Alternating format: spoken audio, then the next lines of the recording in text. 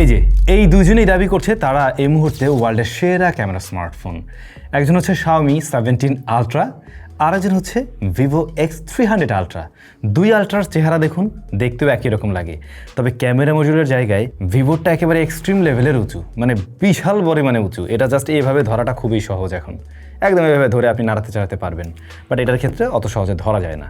আর যদি কিনা দুইটাই ঝাঁকান, দুইটার মাঝেই দেখবেন পেরিস্কোপ জুম লেন্সটা খুব ভালো করে নড়ছে, একদম ঢকঢক করে শব্দ হয়।